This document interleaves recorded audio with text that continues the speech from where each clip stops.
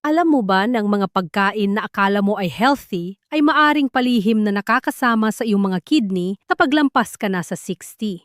Sa loob ng susunod na ilang minuto, ibubunyag ko ang apat na pang-araw-araw na pagkain na hindi namamalayan ng karamihan sa mga senior na sobra nilang kinakain at kung paano nito pinapabilis ang pagkasira ng kidney. Ang apat na pagkain na ipapakita ko ngayon ay may isang bagay na magkakatulad. Halos bawat pasyente na pumapasok sa klinik ko na may humihinang kidney function, kumakain ng kahit isa sa mga ito. Hindi dahil pabaya sila, kundi dahil walang nagsabi sa kanila na nagbabago ang mga patakaran kapag umabot ka na sa 60. Ako si Dr. Richard Clark, isa akong nephrologist o espesyalista sa kidney at mahigit 20 taon na akong nasa practice. Nakita ko na kung paano ang mga dating malulusog at aktibong lalaki at babae ay nauuwi sa dialysis hindi dahil pinabayaan nila ang kanilang kalusugan, kundi dahil hindi sa kanila nakarating ang tamang impormasyon. Ang mga pagkaing nagdudulot ng pinsala ay nangdoon lang sa kanilang mga kusina, pinagkakatiwalaan, maingat na pinipili at pinaniniwala ang healthy. Sasabihin ko sa iyo kung ano-ano ang apat na pagkain na yon. Pero bago yon, kailangan mo munang maintindihan kung bakit sila delikado lalo na para sa kidney ng mga taong lampas 60. Dahil kung wala ang kontekstong yon, hindi ito tatatak. At gusto kong tumatak ito sa iyo. Kung ikaw ay lampas 60 o may mahal ka sa buhay na ganoon ang edad, manatili ka sa pakikinig. At ngayon din, mag-iwan ka ng comment. Ilang taon ka na at kung na-test mo na ba ang kidney function mo? Edad mo lang at oo o hindi? Ang ibabahagi ko ay direktang may kinalaman sa kalagayan mo ngayon. Ikwento ko sa iyo si Ruth. Si Ruth ay 71 taong gulang nang umupo siya sa klinik ko. Isang retiradong guro mula sa Ohio. Matalino, disiplinado. Naglalakad tuwing umaga, umiinom ng gamot ng tama, hindi naninigarilyo. Ginagawa niya ang lahat ng tama. Sa kanyang annual blood work, napansin ang bahagyang pagtaas ng creatinine. Kaya nag-request ang doktor niya ng eGFR, Estimated Glomerular Filtration Rate, ang standard na sukatan ng kakayahan ng kidney na magsala. Ang healthy ay higit sa 60. Ang resulta ni Ruth ay 52. Sinabihan siya ng doktor na bantayan ang kanyang diet at bumalik makalipas ang 6 na buwan. Kaya umuwi si Ruth at ginawa ang ginagawa ng mga maingat na tao. Nag-research siya. Lumipat siya sa whole wheat bread at bran cereal. Nagdagdag siya ng saging at avocado para sa potassium. Lahat ng nabasa niya, sinasabing mabuti ang potassium para sa blood pressure. Nagsimula siyang kumain ng canned tomato soup para sa tanghalian. Umiinom siya ng sports drinks habang naglalakad para sa electrolytes. Pagkalipas ng 6 na buwan, bumaba ang eGFR niya mula 52 hanggang 38. Sa loob lamang ng kalahating taon, mula stage 3A ay naging stage 3B chronic kidney disease. Agad siyang nirefer ng doktor niya sa akin. Nang ibigay ni Ruth sa akin ang kanyang food diary, sinuri ko ang bawat entry. At ang totoo, mukhang responsable ang lahat, parang diet ng isang taong talagang nagsisikap maging healthy. Ruth, sabi ko sa kanya, lahat ng nasa listahan mo ay mukhang healthy. Iyon mismo ang problema. Napatingin siya sa akin. Pero ni-research ko ang mga pagkain na ito. Sinabi ko, para sa taong may normal na kidney function, oo, karamihan dito ay okay. Pero ang kidney mo ay gumagana na sa mas mababang kapasidad. At kapag ganoon, nagbabago ang mga patakaran. Ang mga pagkaing nakakatulong sa puso ng isang healthy na tao ay maaaring maging direktang pabigat sa kidney na nahihirapan na. Gumawa kami ng mga partikular na pagbabago sa loob ng sumunod na 1 taon. Nag-stabilize ang eGFR ni Ruth sa 41. Hindi ito bumalik sa dati. Sa ganitong stage, bihira nang mag-reverse ang kidney damage pero tumigil ito sa paglala. Naiwasan ni Ruth ang dialysis. Hanggang ngayon, siya pa rin ang nagluluto ng sarili niyang pagkain. Kaya ano ba talaga ang nangyayari sa loob ng kidney niya? Narito ang bagay na karamihan sa mga tao ay hindi nalalaman hanggat hindi pa ito nagiging personal. Pagkatapos ng edad na 40, natural na bumababa ang kidney function ng humigit kumulang 1% bawat taon. Ayon sa datos ng National Kidney Foundation, pagdating ng isang tao sa kanilang 70s, maaring nawalan na sila ng 25 hanggang 30% ng kidney function nang walang kahit anong sintomas. Walang sakit, walang pamamaga, wala. Isang numero lang sa lab report na dahan-dahang bumababa. At ang pagbaba na yon ang nagbabago sa paraan kung paano hinahandle ng katawan mo ang pagkain. Ang unang issue ay phosphorus. Ang kidney ang responsable sa pagtanggal ng phosphorus sa dugo. Habang bumababa ang function nito, humihina ang prosesong ito at naiipon ang phosphorus. Isang kondisyon na tinatawag na hyperphosphatemia na iniuugnay ng Journal of the American Society of Nephrology sa mas mabilis na pagkasira ng kidney at pinsala sa mga ugat. Ang pinakamapanganib na uri ng phosphorus ay hindi yung natural na nasa pagkain. Ito ay ang inorganic phosphorus, yung idinadagdag sa mga processed foods bilang preservative. Inaabsorb ito ng katawan ng 90 hanggang halos 100% kumpara sa 40 hanggang 60% lamang para sa natural na phosphorus. Napakalaking diferensya nito at hindi pa ito malinaw na nakalalagay sa nutrition labels. Ang ikalawang issue ay ang regulation ng potassium. Ang healthy na kidney ay kayang panatilihin ang potassium sa eksaktong ligtas na level sa dugo. Pero kapag humina ang function, hindi na ito nailalabas ng maayos, kaya naiipon at maaring magdulot ng mapanganib na cardiac arrhythmias. Malinaw itong ipinakita sa mga pag-aaral ng American Heart Association. Ang nakakalungkot na irony, ang mga pagkaing madalas i-market bilang healthy para sa puso ng mga senior tulad ng saging, avocado at orange ay kabilang sa may pinakamataas na potassium content. Ang ikatlong issue ay ang protein load. Ang pagkain ng mataas na protina ay pinipilit ang kidney na magtrabaho ng mas mabigat para i-filter ang metabolic byproducts. Sa healthy na kidney, kaya ito. Pero sa kidney na nasa ilalim na ng stress, ang paulit-ulit na demand na ito, na tinatawag na glomerular hyperfiltration, ay nagpapabilis sa pagkasira ng mga filtering units ng kidney. Ipinakita ng pananaliksik sa Clinical Journal ng American Society of Nephrology ang malinaw na ugnayan sa pagitan ng mataas na protein intake at mas mabilis na paghina ng kidney kapag ito ay may problema na.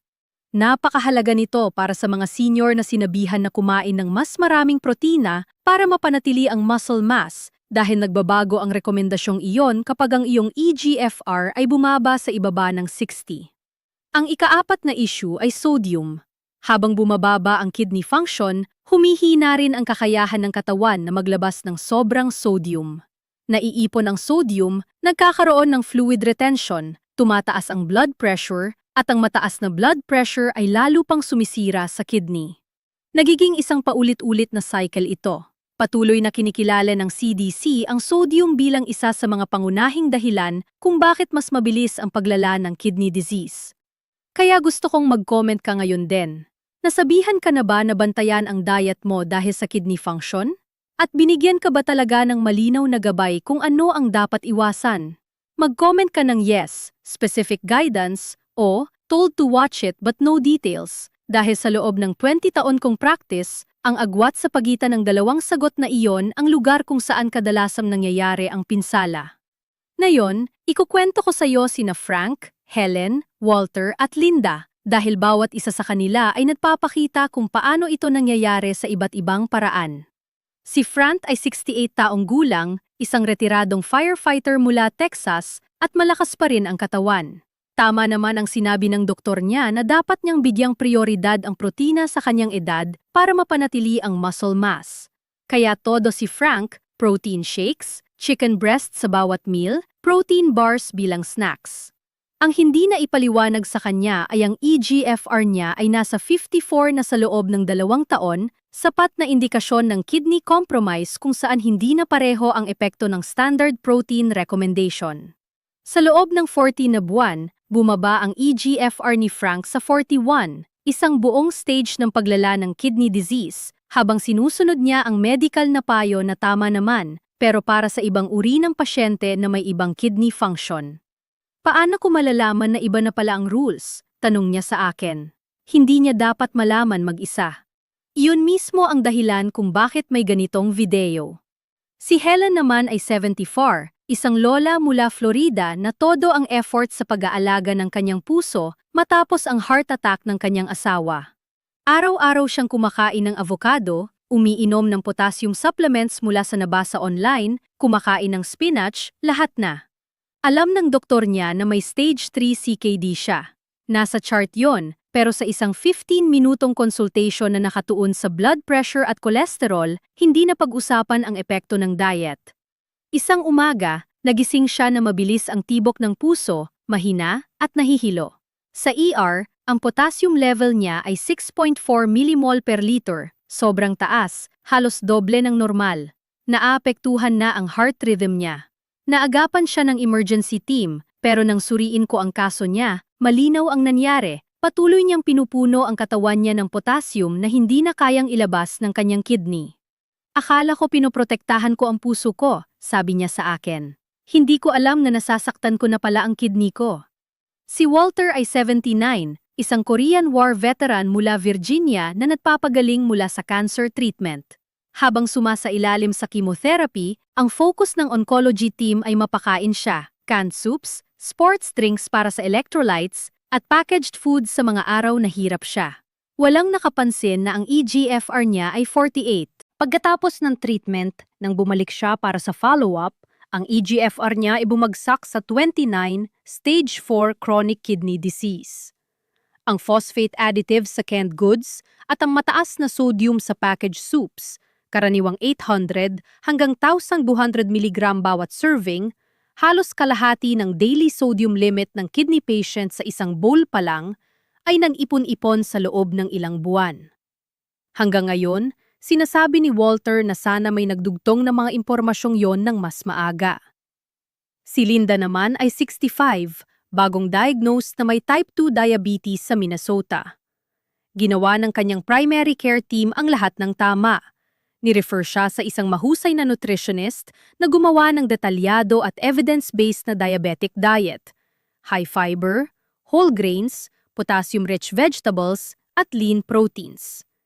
Ang problema, ang eGFR ni Linda ay 55 at hindi ito alam ng nutritionist. 3 pagkain sa meal plan niya, whole wheat bread, lentils, at saging, ay mga pagkain na sasabihin kong dapat niyang limitahan. Angkop para sa isang healthy diabetic, pero nagiging problema para sa diabetic na may compromised kidney. Hindi ito maling gamot. Ito ay hamon ng pag-manage ng maraming kondisyon sa isang system kung saan hindi palaging nagkakausap ang mga espesyalista. Ngayon, narito na ang 4 na pagkain. Ang una ay processed at deli meats, deli turkey, ham, salami, hot dogs, packaged sausage, anumang cured o preserved meat. 2 problema para sa tumatandang kidney. Sobrang taas na sodium at inorganic phosphorus additives. Ang isang 2-ounce na serving ng deli turkey ay maaring may 500 hanggang 600 mg ng sodium. At ang phosphate preservatives, hanapin mo ang may phos sa ingredient list, ay halos 100% na naaabsorb ng katawan.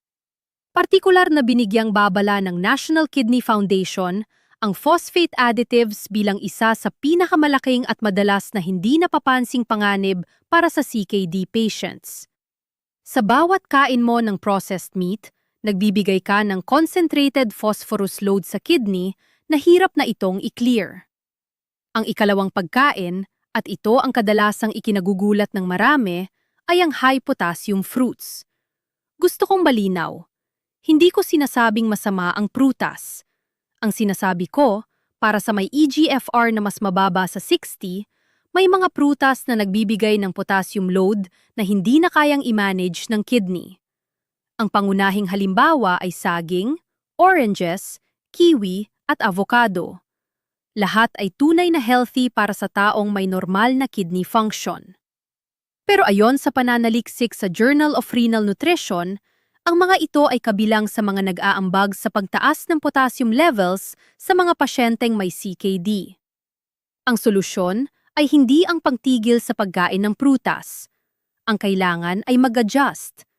Ang mansanas, blueberries, ubas, at strawberries ay mas mababa sa potassium at mas ligtas para sa kidney. Ang ikatlong pagkain ay whole wheat bread at mga produktong gawa sa bran. Alam kong parang mali ito pakinggan. Sa loob ng maraming taon, itinuturing ang whole grains bilang pundasyon ng healthy diet at para sa mga taong may normal na kidney, tama yon. Pero ang whole wheat bread at bran cereals ay mataas sa phosphorus at sa anyo na mas madaling maabsorb ng katawan kaysa sa iniisip ng karamihan. Malinaw na binabanggit sa dietary guidelines ng National Kidney Foundation na ang whole grain products ay kabilang sa mga dapat limitahan sa CKD. Isa ito sa mga pinakakaraniwang ikinagugulat ng mga pasyente ko. Marami sa kanila ang lumipat mula white bread papuntang whole wheat bilang mas healthy na option, pero hindi nila namamalayan na nadaragdagan ang phosphorus load nila. Ang nakakagulat na rekomendasyon kapag may problema na ang kidney, mas mainam pa ang white bread at white rice. Ito ang uri ng impormasyon na mahalagang pag-usapan ninyo ng doktor mo kapag alam mo na ang EGFR mo. Ang ikaapat na pagkain ay canned at packaged soups at instant meals. Ang pangunahing problema dito ay sodium at mas lumalala pa dahil sa phosphate additives. Ang isang karaniwang lata ng soup ay may 800 hanggang 1,200 mg ng sodium bawat serving. Ayon sa CDC, ang canned soups ay isa sa pinakamalalaking pinagmumula ng sodium sa karaniwang diet. Para sa isang CKD patient na may daily sodium limit na 1,500 hanggang 2,000 mg, isang bowl pa lang ng soup ay maaring ubusin na ang kalahati ng limit na yon bago ka pa kumain ng iba. Ang solusyon ay manageable. Mas mainam ang homemade soups gamit ang low-sodium broth o canned options na may label na mas mababa sa 140 mg ng sodium bawat serving. Ngayon, narito ang gusto kong gawin mo. 7 konkretong hakbang. Una, sa susunod mong appointment, humingi ka ng EGFR test, hindi lang creatinine, EGFR mismo. Isulat mo ngayon, gusto kong ipacheck ang EGFR ko. Yun lang ang kailangan mong sabihin. Pangalawa, kung ang EGFR mo ay mas mababa sa 60, humingi ka ng referral sa isang renal dietitian, hindi lang general nutritionist. Isang renal dietitian, isang eksperto sa nutrisyon para sa kidney. Gagawa sila ng plan based sa actual mong numbers,